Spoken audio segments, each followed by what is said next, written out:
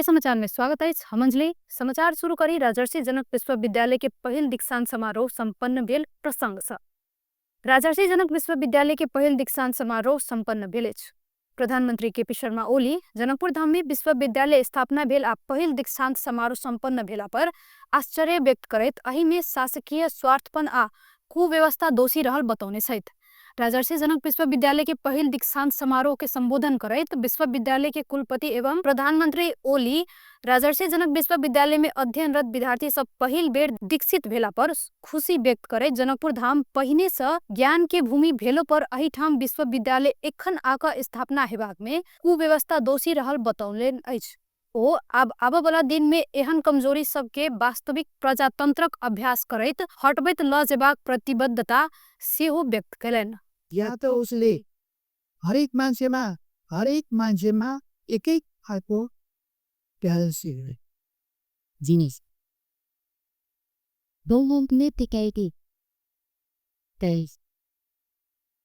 राम्रो क्रिकेटरलाई अर्को फुटबल लगाएर त्यसले नजानु सक्छ।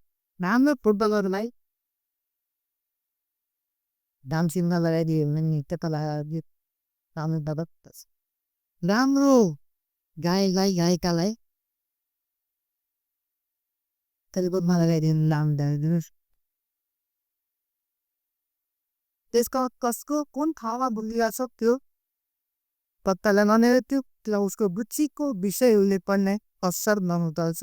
रुचिको विषय पढ्ने उपयुक्त अवसर प्राप्त गर्यो भने हरेकमा गएको भूमि नाजुक सम्बन्धी कुराहरू पढ्ने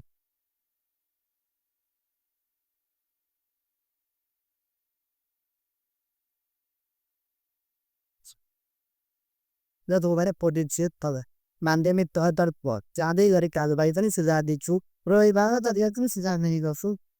बालबालिकालाई यही कर डाक्टरै कर इन्जिनियरै कर यही पढ भनेर अभिभावक गर्दै जोड दिनुहोस्, किनभने उस्तो उचितेसन हुन सक्छ। विद्यार्थी साथीभाइको लयमा आफूलाई जुन रुचिको विषय छ त्यो अर्को विषयमा नहास्। ಅದು ಅಸರಿಸೇಂದ ಸಾಬತೆ ಪಡೆ ಅಸರಿಸೇಂದ ತಮರ ಬಾಧ್ಯತಾ ಸ ಚುಪ್ ವಿಷಯ ಬೋದೆ क्या उत्तर विषय तो तरस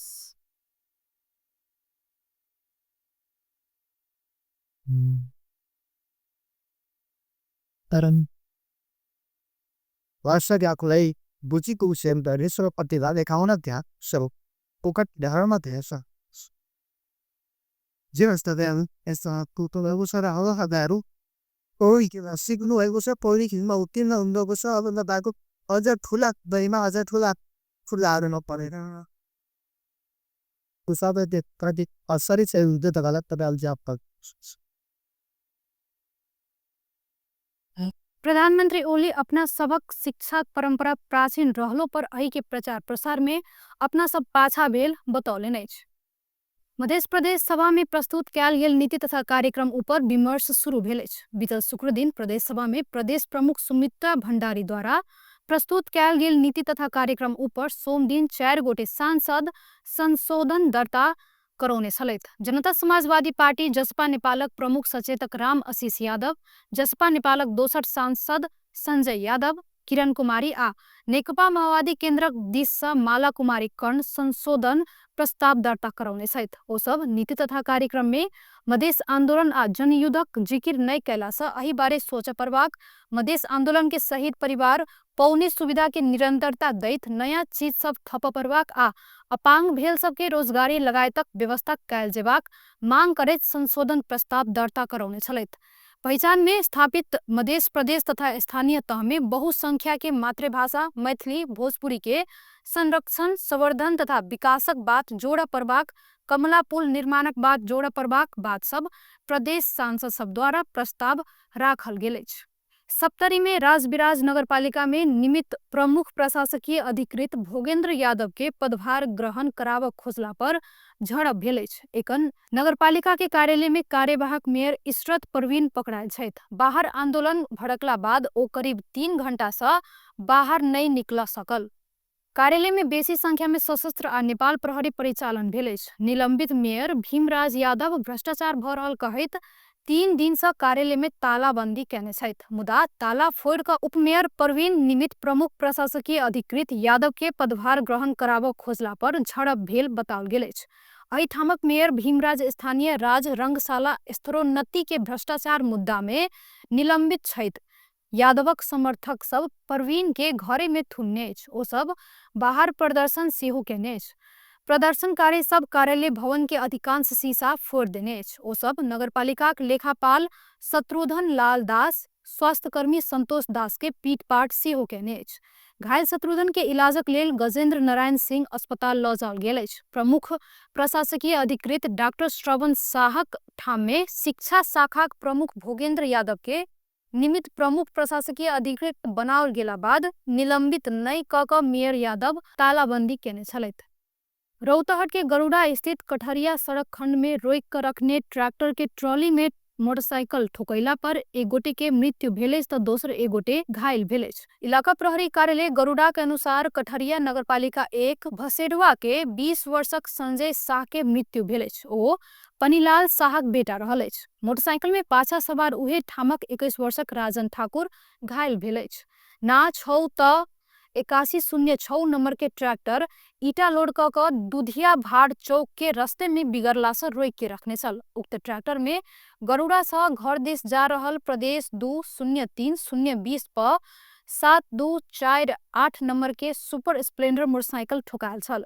दुर्घटना बाद गंभीर घायल भेल दुनू गोटे के इलाजक लेल प्रादेशिक अस्पताल गौर लऽ गेला पर डॉक्टर संजय के मृत घोषणा केने छल। घायल ठाकुर के अवस्था सामान्य रहल अछि। दुर्घटना में पड़ल मोटरसाइकिल आ ट्रैक्टर दुनू के इलाका प्रहरी कार्यालय गरुड़ा नियंत्रण में लेलक अछि। ट्रैक्टर के मालिक आ चालक के अछि बारे खोजी काज तथा घटना संबंधी और अनुसंधान भ रहल जानकारी प्राप्त भेल अछि।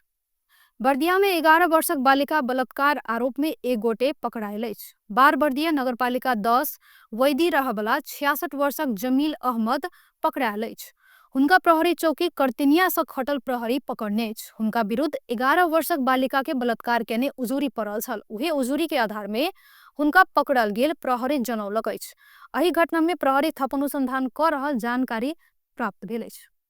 नेकपा माओवादी केंद्रक अध्यक्ष पुष्पकमल दाहाल प्रचंड समाजवादी मोर्चा में आबद्ध पार्टी संग एकता बारे विमर्श भ रहल दावी केने छथि। अशोक राय नेतृत्व के जनता समाजवादी पार्टी जसपा परित्याग कऽ कऽ माओवादी प्रवेश केने नेता तथा कार्यकर्ता के मंगल दिन खुमलटाब में स्वागत करबाक क्रम में ओ एकता बारे विमर्श भ रहल दावी केने छथि। विप्लव द्वारा नेतृत्व कयल गेल माधव नेपाल द्वारा नेतृत्व कयल गेल नेकपा एकीकृत समाजवादी संघ सेहो मोर्चा बनल अछि। ओ माओवादी प्रति 2064 के जेहन फेर जन आकर्षण बढ़ला सँ 2084 में एक नंबर के पार्टी बनेबाक जिक्र सेहो केलनि। अभियान में एही प्रकारक पार्टी प्रवेश आ समायोजन सँ और ऊर्जा आ उत्साह प्रदान करबाक विश्वास ओ व्यक्त केलनि। सरदर सँ 2 हफ्ता आगे आधा जेठ में मानसून नेपाल अयलो पर सक्रिय नहीं भेला सँ देश भर गर्मी बढ़ल अछि। नेपालगंज में काल्हि सबसे बेसी अधिकतम तापक्रम 41 डिग्री सेल्सियस पुगल छल। तहिना धनगढ़ी में अधिकतम तापक्रम 40.2 आ भैरहवा में 40 डिग्री सेल्सियस मापन भेल छल। तराई मधेशक और ठाम में सेहो तापक्रम किछु बढ़ल अछि। काठमांडू में सेहो गर्मी बढ़ल अछि। काठमांडू में काल्हि अधिकतम तापक्रम 31.6 डिग्री सेल्सियस पुगल छल। पूर्व के कोशी में मानसून अयलो पर 1-2 दिन सक्रिय सेहो भेल, तेकरा बाद और विस्तार होबऽ नहीं सकल। पश्चिम आ मध्य क्षेत्र में मानसून आबऽ नहीं सकल अछि। मौसम पूर्वानुमान महाशाखाक वरिष्ठ मौसमविद शांति कड़ेलक अनुसार मानसून देश पर विस्तार होबऽ और हफ्ता 10 दिन लाग सकबाक देखल गेल अछि। आइ कोशी आ लुम्बिनी प्रदेश लगायतक देशक पहाड़ी भाग में मौसम अधिकांश साधारणतया बदली भेल अछि। काल्हि सँ पानी पड़बाक प्रणाली किछु सक्रिय हेबाक आ गर्मी सँ राहत पुगबाक मौसमविद के अनुमान रहल अछि। एहि बीच गर्मी बढ़ल संगे जनजीवन सेहो प्रभावित बनल अछि। गर्मी के कारण चक्कर आबऽ के, माथ दुखाई के, बुखार आबऽ के, आँखि पाकऽ के लगायत के समस्या होबऽ सकबाक डॉक्टर बतौलक अछि। सकभर दिनक रौद में घर से बाहर नहीं निकलऽ आ निकललो पर छत्ता ओढ़ कर निकलऽ, शीतल स्थान में बैसऽ, पानी तथा शरबत पीबऽ डॉक्टर के सलाह रहल अछि। टुडे समाचार में आब आर्थिक समाचार।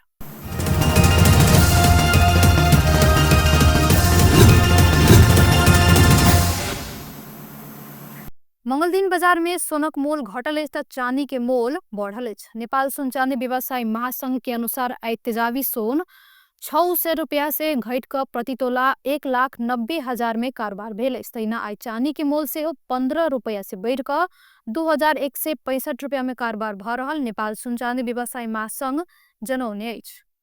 भारतक महाराष्ट्र राज्य में रेल से गिरला पर 4 गोटे के जान गेल अछि त 9 गोटे घायल भेल अछि। अत्याधिक भीड़ रहल लोकल रेल के यात्रा क्रम में यात्रु सब रेल से गिरल अछि। उक्त घटना मुम्ब्रा रेलवे स्टेशन लग में भेल अछि। रेल प्रशासनक अनुसार दूटा लोकल रेल सब एक दोसर के बगल में से जा रहल बेर में दुनू रेल के ढोका में लटक क यात्रा कर रहल यात्रु सब एक आपस में ठोकायल छल, जहि के कारण किछ यात्रु सब रेल से गिरल छल। प्रशासन द्वारा घायल सबक इलाज में कोनो कसर बाकी नहीं राखि क राहत तथा उद्धार कार्य में तीव्रता देल गेल अछि। साथ ही घटना बारे विस्तृत छानबीन शुरू भ चुकल जानकारी प्राप्त भेल अछि। सन 2023 से जातीय तनाव में रहल भारत के मणिपुर राज्य में फेर दंगा भड़कला बाद भारत सरकार कर्फ्यू लगेबाक साथे इंटरनेट सेवा सेहो बंद केने अछि। बेलायती समाचार संस्था बीबीसी के अनुसार मेइतेई समुदाय गुरिल्ला नेता असीम करण सिंह के मणिपुर के विमानस्थल से पकड़ल गेल छल।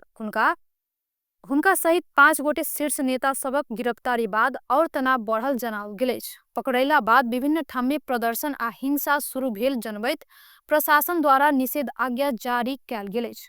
मणिपुर राज्य में बहुसंख्यक हिंदू मेइतेई आ अल्पसंख्यक ईसाई कुकी समुदाय बीच अधिकार फाटबखरा आ आरक्षणक विषय के ल क लंबा समय से विवाद चलि रहल अछि।